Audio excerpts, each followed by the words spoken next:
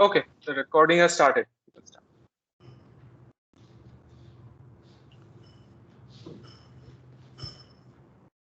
Can you hear me? Yes, yeah.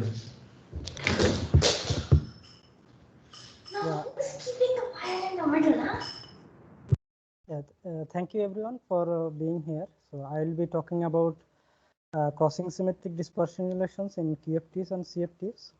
This talk is based on this archive submission with Anindya Sinha and with this archive submission with Rajesh Gopakumar and Anindya Sinha and some ongoing work.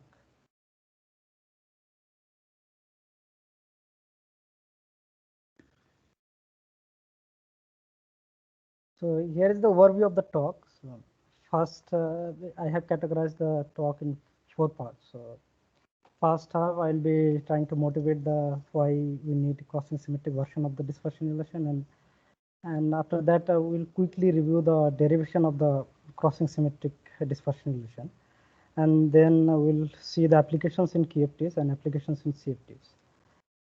So. Yeah, so big picture is that we want to write down a dispersion relation which is crossing symmetric in all 3 channels. So the dispersion relation will look like this. So this formula, and this alpha naught is the subtraction constant, and this A is the S channel discontinuity, and H is the crossing kernel. And you can see that H is fully crossing symmetric.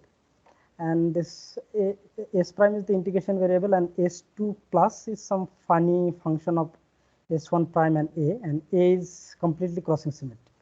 So you can see that this formula is actually completely crossing symmetric in all 3 channels.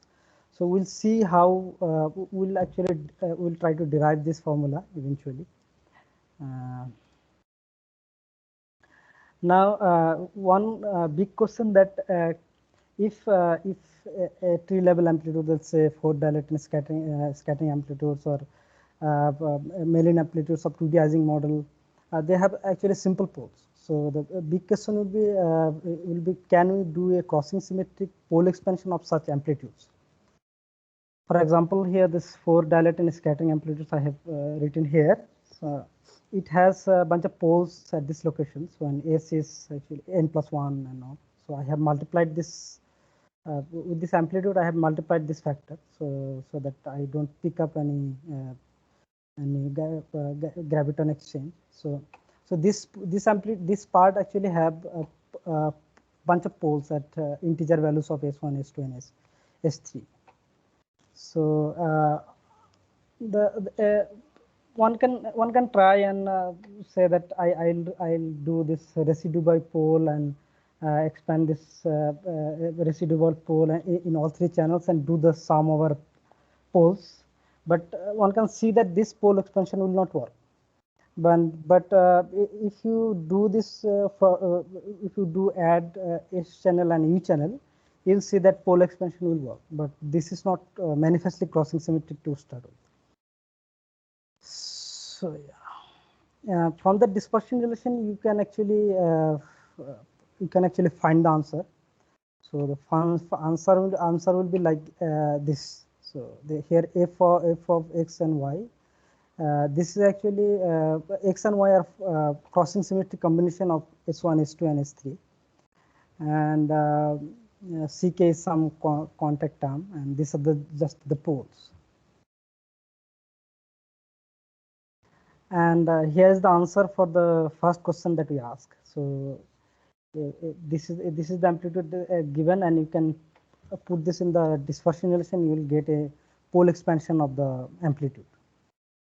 So yeah, here A is basically y by x, and x is equals to S1, S2, S3, and y is given by this combination.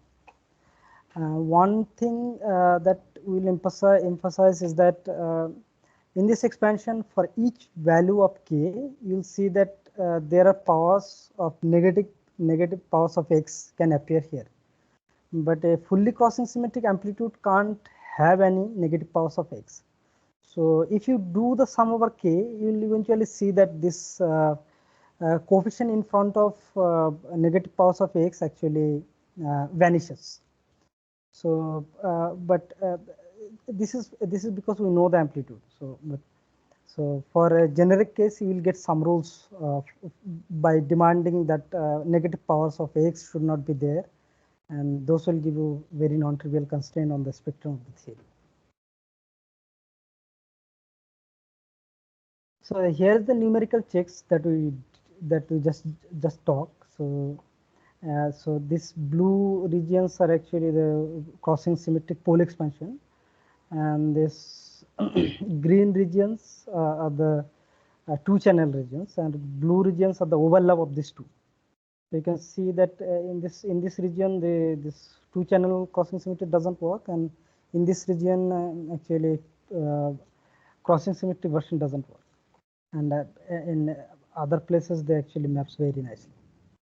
And you can see the other comparisons. So this is like this function at S2 equals to 1 by 13 as a function of S1.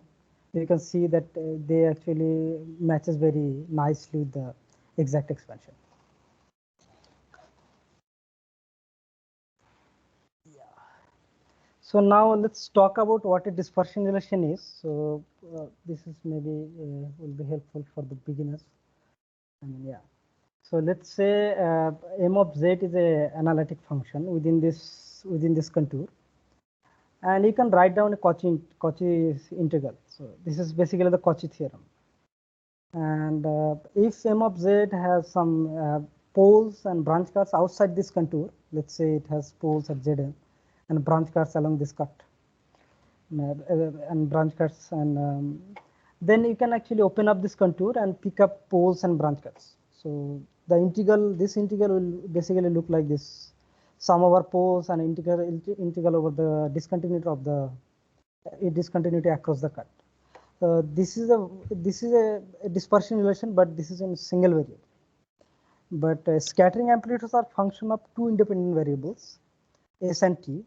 And So here, I guess you made some fall-off behavior, meaning yes. At infinity, there is no pole or something like that. Yeah, at infinity, m of z has some nice behavior. So we'll see for scattering amplitudes that is going to be very crucial. I mean, yeah.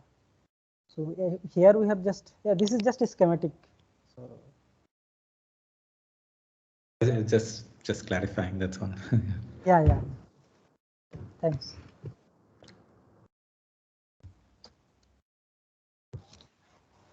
So yeah. Dispersion relations actually provide a very non-trivial representation. Dispersion relation provides a non-trivial representation for the scattering amplitudes in QFT. But usually what people do, since the scattering amplitudes are a function of two variables, s and t variables. So in case of 2-to-2 scattering, let's say, and so usually what people do, they actually fixed one of the variables, usually is t, and write a complex integral in the s variables. So yeah, schematically the dispersion relation actually look like this. So again here there will be some subtraction constant if you assume some follow behavior for m of st. So that I have just, this is just schematic. So there will be another U channel contribution. So I have not written that part as well. So this is just schematic. So what are the dispersion relations are.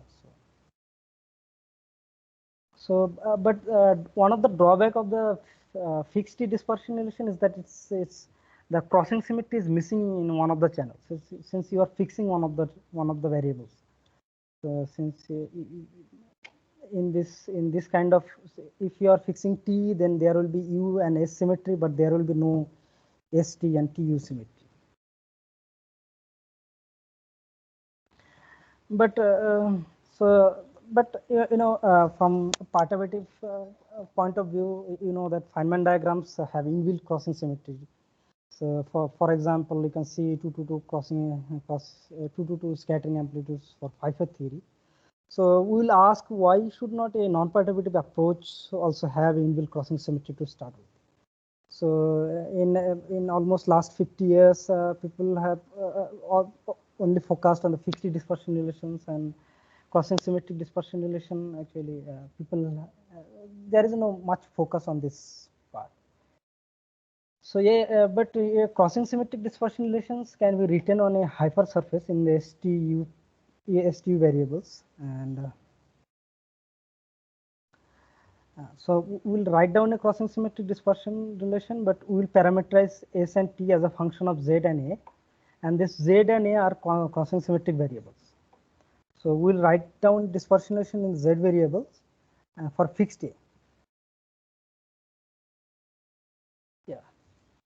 So in a paper by Abmerson or Curie, they have shown that that such parameterization actually exists. So this is actually the parameterization, and A is some fixed. Amatullah, Yes. sorry, I might have missed. What is A? A is like okay. So S1, S2, and S3 are defined by this, and A is given by just 1 minute. It's there somewhere. Yeah, A is given by this. And X is this and Y is this. Is it clear? Yeah, okay.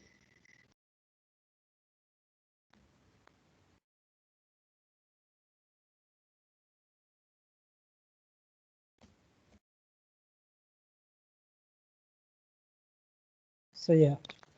So and so this ZK is actually cube roots of unity, and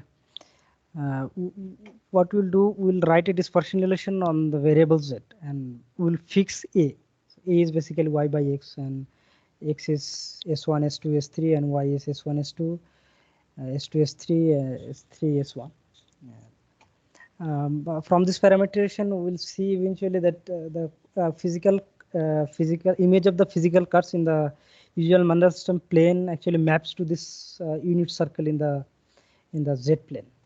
So we'll see how this comes. So to write down a dispersion relation, we need three things. So we need a image of the physical image of the cuts in the Z plane, and definition of the discontinuity across the curves, and some follow-up behavior of M of Zn. So I'm writing this M of St as a function of Z and A. Now let's say let's try to see the image of the physical cuts in the Z plane. Let's say V is a image of the physical cuts in the Z plane. So it will be, so since A and Z are completely crossing symmetric, and you can see that VA should be completely crossing symmetric. So it will be a union of three physical cuts.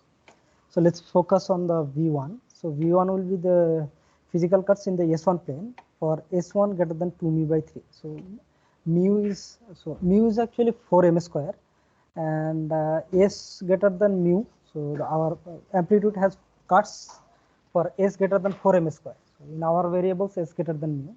And since you have shifted S by mu by 3, so your S1 will be greater than 2 mu by 3. So yeah, if S1 is greater than 2 mu by 3, then you can say that imaginary part of the S1 is basically 0. Otherwise, you can't write this.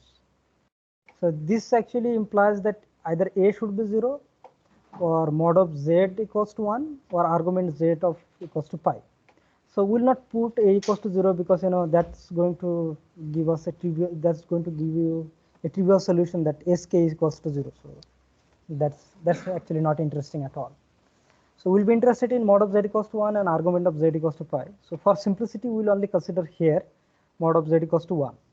So if mod of Z equals to 1 and we restrict our region of A in between minus mu by 3 and 0, one can easily show that argument of Z actually lies in between this phi naught and 2 pi, and phi naught is some known angle as a function of A. So yeah, here is a picture. So this mod of Z, so these are the regions of the physical cuts. So yeah, so you can see that this is the phi angle. So, yeah. Is there any question? Is everything is clear here? Yeah, if anyone has any question, please ask. Unmute yourself and ask. Yeah, should I go ahead? Yes, yeah. Go ahead. Yeah. So now we'll define the discontinuity across the VA. VA we have defined the image of the physical curves in the Z plane. So usually this is actually motivated from the S channel discontinuity. So S channel discontinuity, you actually shift S by I epsilon and S by minus I epsilon and take difference and take epsilon tends to 0. So usually if in usual sense you will define discontinuity across the V, the physical curves in the Z plane by this. So you are going to take Z equals to 1 plus epsilon and Z equals to 1 minus epsilon, then epsilon tends to 0. So now we'll see the follow-up behavior of m of z and m of z, m of function of z and a. So what are the follow-up behaviors of this thing?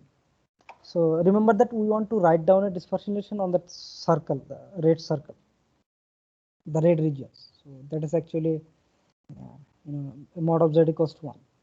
So one thing is that we know that amplitude should not grow faster than s square for fixed t and s very large, and similar kind of condition holds for fixed as and fixed u.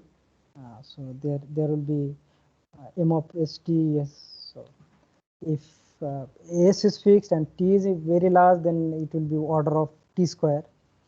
This is why they small o. So it can't grow faster than square power 2 actually.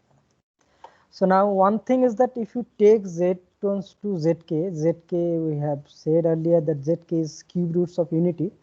You can see that if j is not equals to k, then sj is actually grows like this factor. So if z equals to zk, this actually becomes very large. And on the other hand, so remember that j is equals to not k.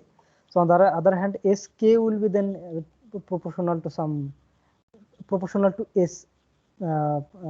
Sk will be proportional to a. So this actually implies that if z tends to zk, that then m of z actually grows like this behavior. So this is 1 over z minus zk square. So you just put this formula here. So Yeah, I mean, this S squared thing, I mean, what is the criteria? I mean, I've seen some papers say chaos bound and so on, but this must be more primitive than that, right? I mean, this is not, I mean, that is actually order 1. You can actually go up to 2 minus epsilon, and epsilon tends to 0. Not No, so how does it come? So it follows from the Frossard bound and some theorem in complex analysis called the Fragment-Lindelof theorem. So if you prove the Frossard bound actually relies on polynomial boundedness, so which is a statement of locality of the theory, and analyticity of the crossing. I mean analyticity of the amplitude. Okay. And right. So and unitarity. So analyticity, unitarity, and polynomial boundedness. So there are 3 criteria. And and so once you derive the Frossard bound, the Frossard bound tells you that the total scattering cross section in the forward limit cannot grow faster than log square s. So this is in 4 dimensions, and that translates into a statement about the absorptive part of the amplitude. So the absorptive part in the forward limit cannot grow faster than s log square s. And then there is a theorem, using the Fragment-Lindelof theorem, you reach the conclusion that the magnitude of the absorptive part cannot grow faster than s square inside the inside the Lyman-Martin ellipse. Okay. It's a long, quite a bit of inputs inside. Yeah. So, but this was known for. I mean, so So although people have been using the statement as a statement of the chaos bound, in the old S matrix literature, this S square behavior was known for a very long time. So this Froissart bound was derived in 1959. Yeah, that's And why I was this asking, because yeah. recently I see this attributed to the chaos bound, this order square. No, that is by Shiraz and company. I think this is just I saw pure that propaganda. paper. Okay. Yeah. Yeah, thanks. Yeah. Yeah. So M of Z has this follow-up behavior. So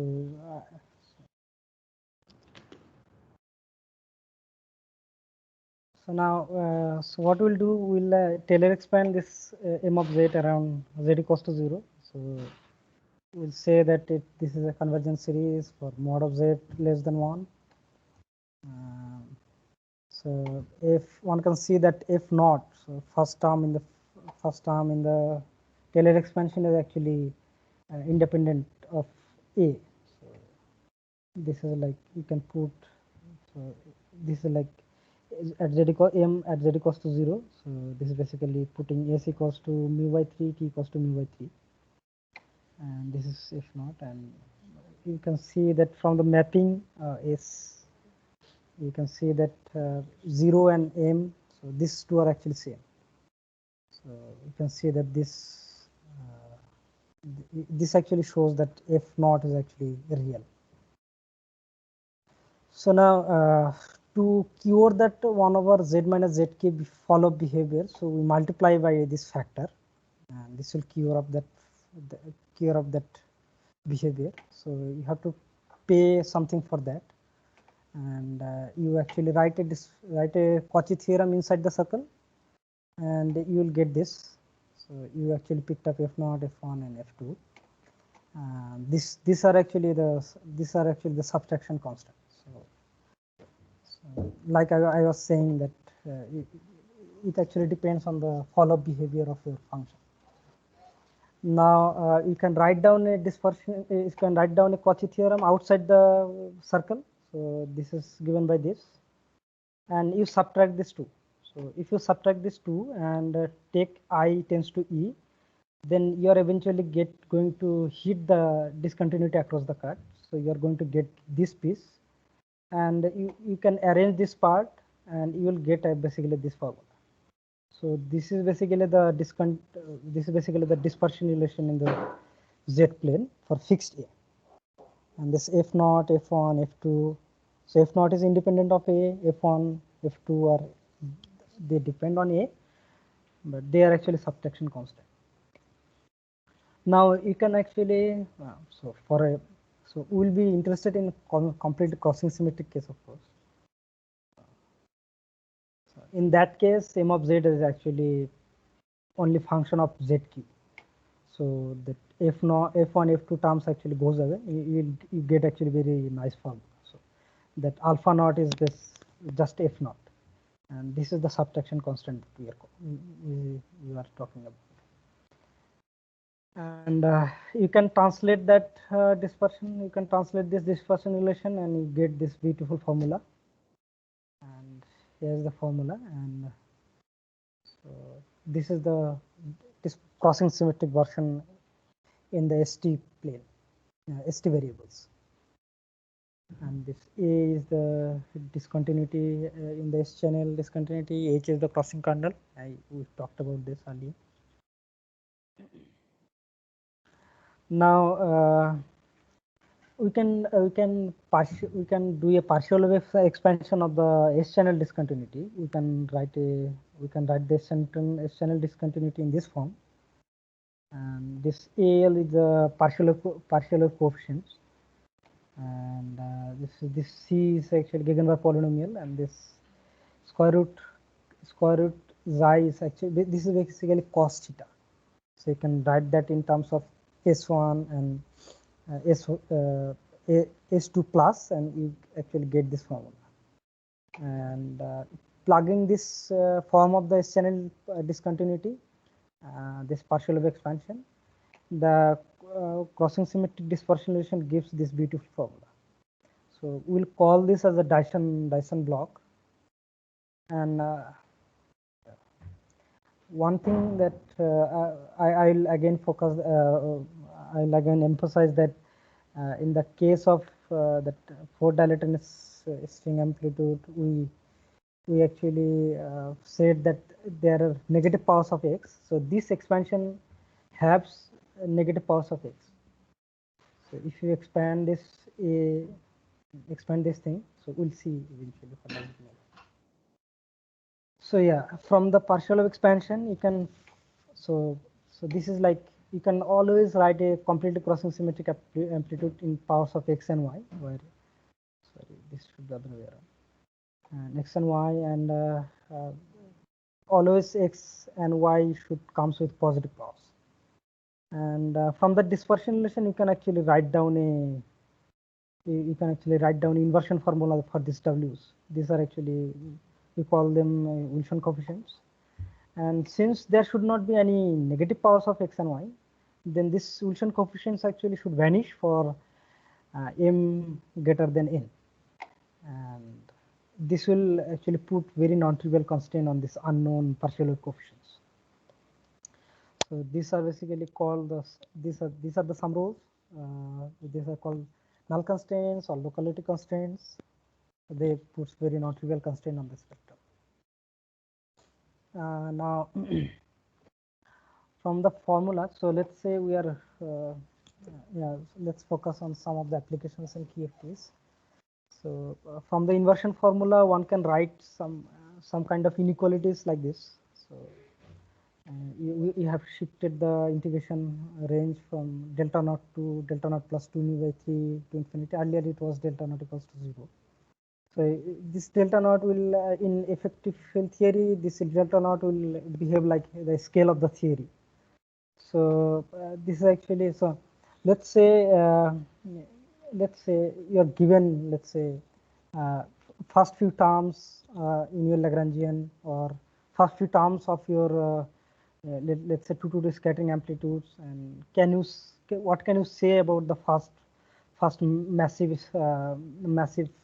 operator that's actually kicks in at, so what is the mass of the first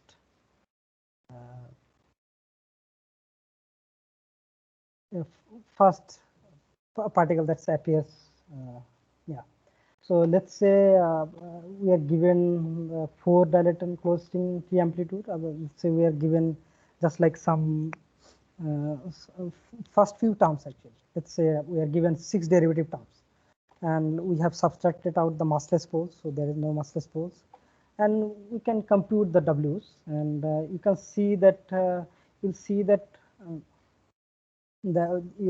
in order to satisfy this inequality, you have to have this delta naught should be less than this, let's say for m equals to 1 and n equals to 1.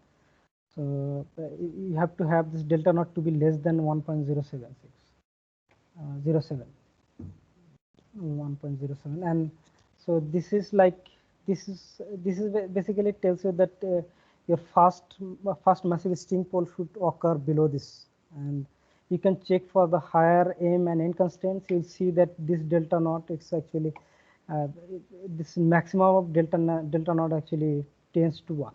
So yeah, is there any question? Is this part clear? I mean, suppose we are given just this, the dilaton action, quadratic action. I mean, just a quadratic term, but there is usually there is an exponential term in the dilaton action. Like with that, can we predict the string pole? I mean. Yeah, I mean, for that case, I think you have to have n equals to 1. So I think you need n equals 1, 6 derivatives. Minimum. You have to go up to 6 derivatives. Okay, not polynomial terms in the potential, right? I mean, you have to go to 6 derivatives. Okay.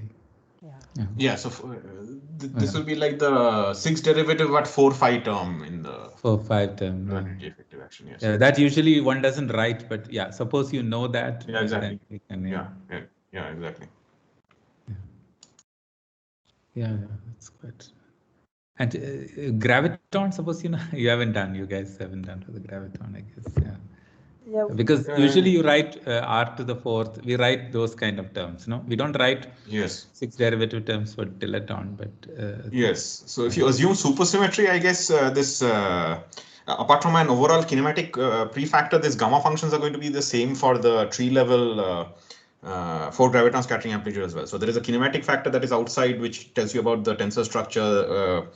So for example, the R to the 4 term and so on. But the gamma functions are the same. I mean, so Right, that is right, for Polchinski. Yeah. So for example, what do you mean for Polchinski? So I think from once you assume supersymmetry, just from the dilaton amplitude, you can say something about also the full supergravity action. So the statement is that the first massive string state occurs in this units where we have set alpha prime equal to 1 at S1 equal to 1, which is the correct location. Because we know the answer, we can compare later on. But then suppose I just give you the expansion, so low energy expansion up to a certain order, then from that we can say that the massive string state should occur at S equal to 1 in units where alpha prime equal to 1. Yeah. Yeah. Okay. I understand. Yeah. Thanks. So. Okay. Now, yeah, from the sum rules, you can actually do better than that as well. So we can put a bound on the cross section. So this is like a numerical Frossard-like bound, but this is valid for all energies. So this is like we're going to put the constraints on this ALs using those null constraints and bound this combination. So this is actually S minus 4 by 16 times the cross section. And you can see that we actually truncate the L sum up to L max, and for L max 36, 46, 60, you can see that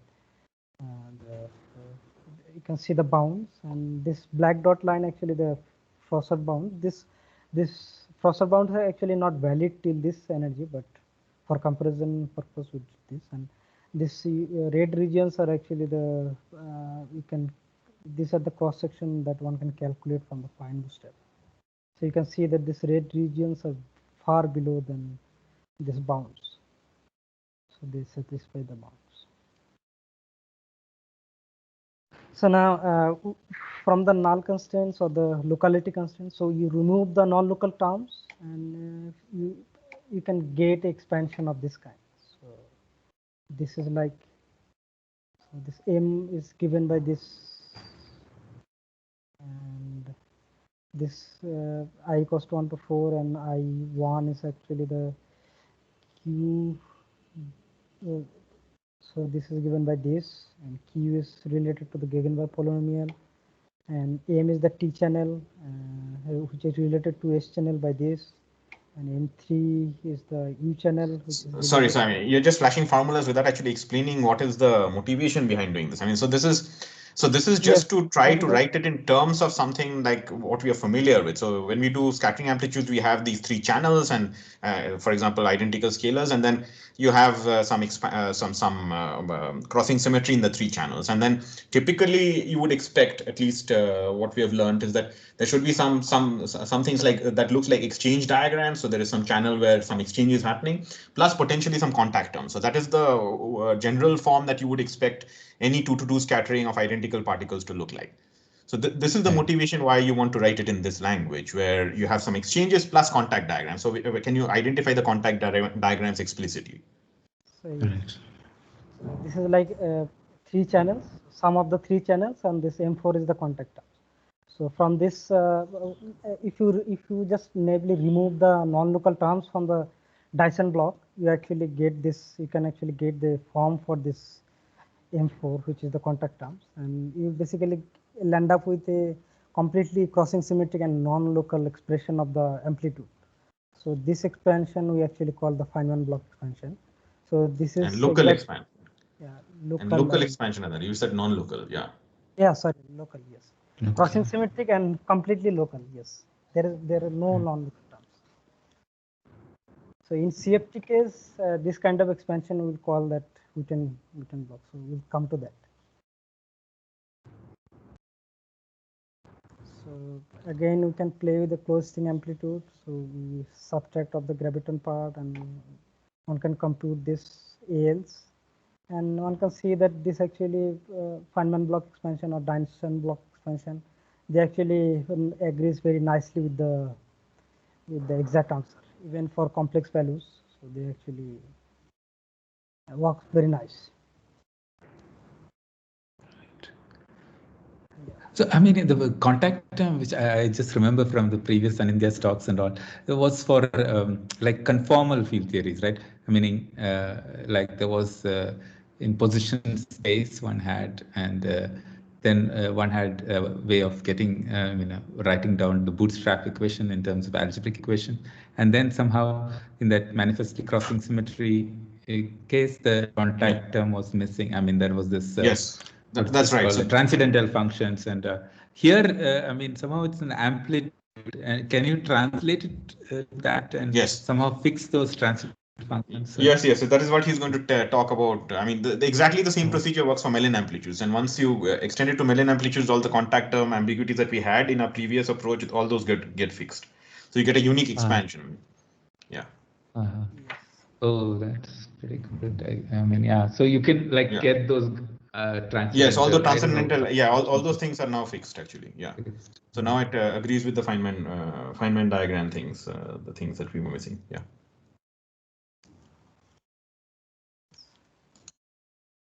Go ahead. Yeah, go ahead. Yeah. So we'll come to the application of the crossing symmetric dispersion relations in CFTs. So one main object of interest is this critical exponents. So one way to calculate them is the conformal bootstrap, and crossing symmetric bootstrap seems to be more elegant and promising way to do that. And this method was first proposed by Polyakov, and in Mellin space developed by Gopakumar, Kobira, Sen, and Sinha. And this approach actually currently lacks a non-perturbative derivation for t greater than 2. And in this work, we actually crossing symmetric dispersion relation gives a rigorous derivation. So let's fix the convention. So if GUV is the position space conformal correlators, you can write a Mellin transformation, which will be look like this. So this AM is called the Mellin amplitude, and for example, for 2D Ising model, it looks like this. So, and so we are again going to apply the. So if you can ask the same question here as well. So can we? Is there any question? No. Sorry. Go ahead. Yeah. So you can see that this Ising Mellin amplitude has poles at various places at S1, S2, and S3, and you can naively ask, if I just do a pole expansion in all 3 channels, can I recover this amplitude? And the answer is no. So this residue by pole expansion doesn't converge. But you can apply the crossing symmetric dispersion relation, you can get a pole expansion of this kind. The answer is given by this. So how do you get this? Is like you compute the channel discontinuity, so this, which is given by this. So there is a pole at this position, and you can put this in this formula, and you get this pole expansion. So this is a nice expansion, and this actually agrees very nicely with the exact expansion. So you can see the agreements. So this orange and this red are the pole expansion, and this black dot and blue dot are the exact answer. And this is for S1, this is for S2. So sorry, just a conceptual. But rewriting in terms of this crossing symmetry, that's not an identity, is it? Because you're sort of checking again and again. So is it an identity, or is it some kind of approximation in which you're checking it? Because you're comparing it all the time with the exact. So yeah, this is some kind of approximation. So we are actually so there is a k-sum, you can see. So you have the amplitude on the right hand side, exact amplitude, and you have this k-sum. You have to if you can analytically do this sum, you will see that actually exactly maps to that, but we are not able to do this because this is very horrible looking expression. So we had to truncate this k-sum up to some k max, let's say 100. Okay. Yeah. So I think this is just a test how quickly the k-sum converges. I mean. Yeah. But this if this really this formula actually really works. So this is some test that you can run. Yeah, but this integral which you have is an identity, right? I mean, Yes. Yes. it's an identity. It's just rewriting M naught S1 S2 in terms of the That's other. right. Yes. Yeah. Yeah, that's right. That's right. Yeah. So I should actually say one thing is that the equation that he has been using, it's an identity. The non-trivial thing is to decompose the absorptive part of the amplitude in a partial wave expansion.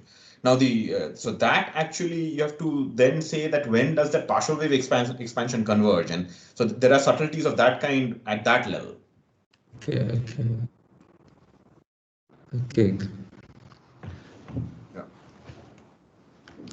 Good. Yeah. So like Justin just asked. So let's say you have a channel discontinuity of the.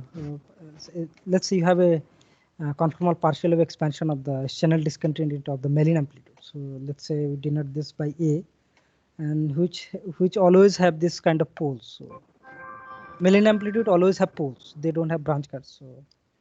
And so this poles actually picks up this delta function, and so this C delta, the OP coefficients, and these are N and R are the known functions. P are the Mach polynomial. This is some known polynomial, but this delta are the scaling dimensions. So these are the unknowns. So you can plug this formula in the dispersion relation. You will get a cross symmetric pole expansion of the partial wave pole expansion of the Mellin amplitude itself. So we'll call this amplitude as like Polyakov block. So this block as well, like earlier, it has the negative powers of x, and if you remove the negative powers of x, you are going to get 3-channel S plus T plus U channel Witten diagrams. Like this was proposed in this work with the work done by Rajesh, Rajesh, Apratim, Kollol, and Anindo. And you can compare with the Polyakov block, and after throwing away the negative terms, you can actually completely fix this MC. This is the contact terms ambiguity that was introduced in 2018 by work done by Rajesh and Anindo. So yeah. So I think this is the part Justin was asking, right? Yeah. But and the input is it's just the fact that it was crossing symmetric, is it? I mean, there was no additional input. I mean, yes, that is the. Yeah, that's just the input, the fact that it is, because I think all these the C's and all were fixed at that time. I remember like there was no double singularities or double pole singularities, or some singularities had to be removed, and then I remember that was fixed. But now That's here right. it's just crossing symmetry, and then that fixes crossing symmetry and dispersion relation. Okay. So at that point of time, we had just written an expansion which looked like Witten diagrams, but of course, we had no principle to fix contact diagrams. But I mean, this is something that you, I think Justin, you will appreciate that say suppose when we are trying to do multi-loop scattering in string theory. So this is chapter 9 in say Polchinski's book. Then if you just look at the decomposition of the worldsheet diagram by taking various limits in the Z plane, then you recover the exchange what look like exchange diagrams, but there is a part in that expansion which is not covered. So you have to actually that is actually taken care of by contact diagrams. So the story here is very similar to that. Once you have a dispersion relation, that actually gives you a representation which enables you to complete the integral by saying that the integrand dies off fast enough. So you're making some mild assumption about how fast the integrand dies off, and that enables you to actually complete the integration. And that provides for you the missing contact diagrams. Okay, good. Yeah. And I guess you have tested it already in these, what is that, ON model or something? Yes. So what happens is that people like Rastelli and people like Joao Penedones and Zhivoidov, they developed the two-channel dispersion relation during the last year. So whatever sum rules we get in this following this approach are identical to the sum rules that you get from that approach, but packaged in a nicer way. Okay.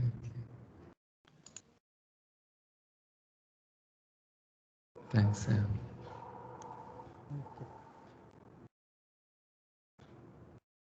So now constraining the safety spectrum. So we have the usual. So at s equals to delta phi plus p, where p is integer, the amplitude should vanish. This is called the Polyakov condition.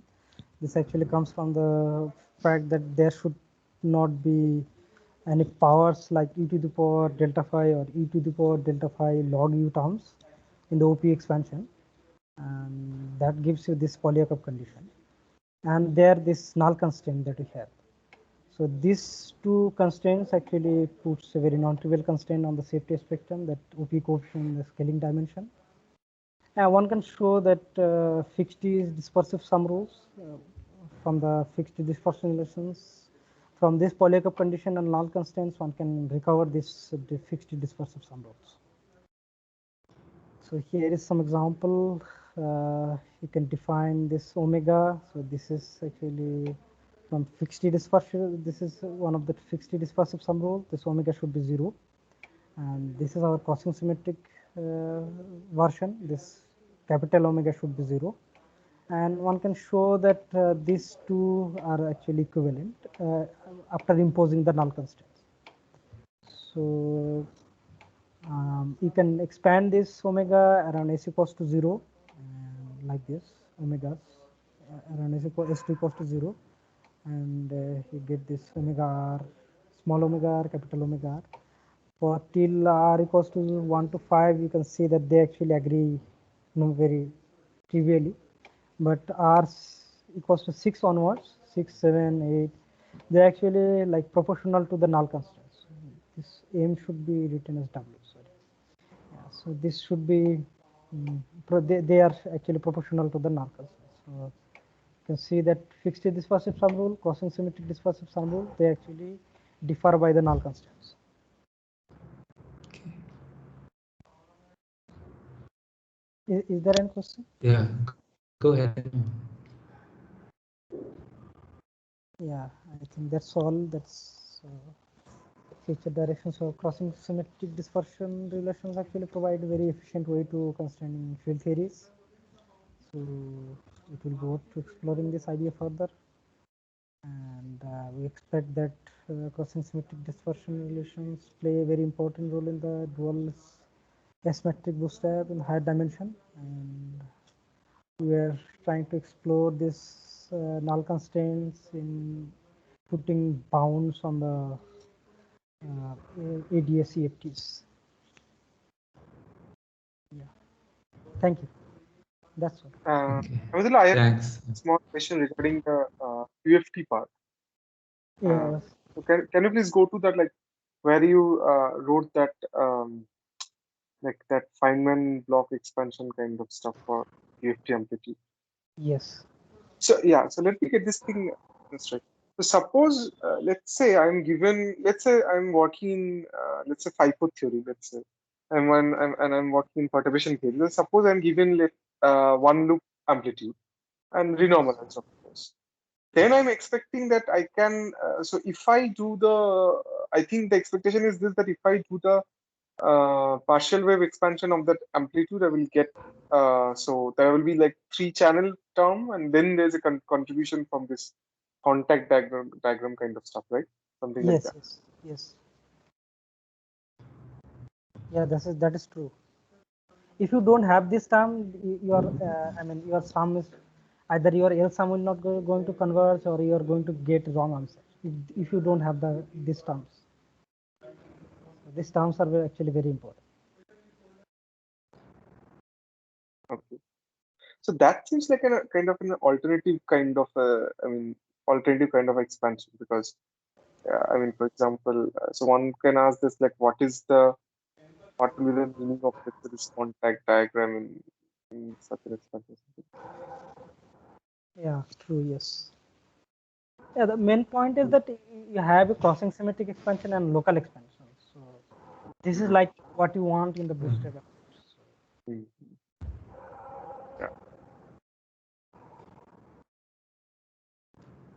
Suppose you do it for the phi cube theory. I mean, maybe it's a naive question. Phi cube theory, will you get the contact? There shouldn't be, I suppose. Is there a contact? I mean, because phi cube doesn't have like a phi to the fourth kind of interaction. Only phi cubed vertex is there.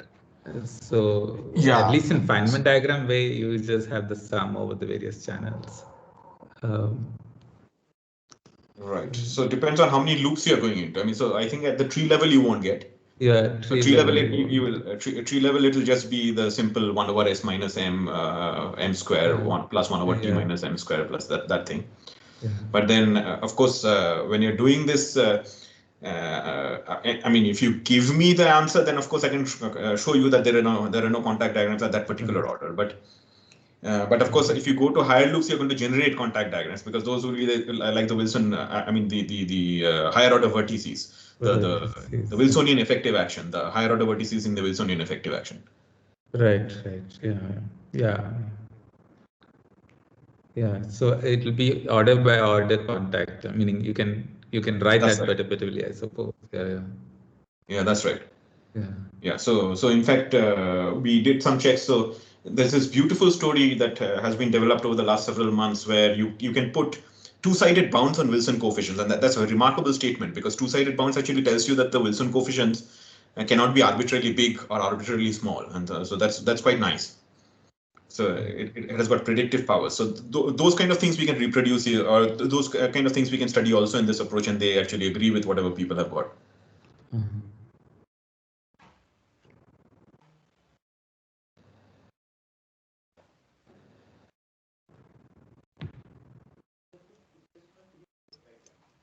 Okay.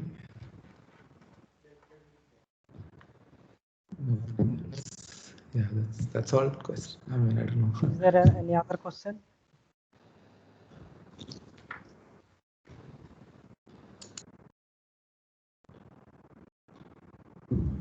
Okay. Or then we can stop here. Okay. Thank the speaker. Stop.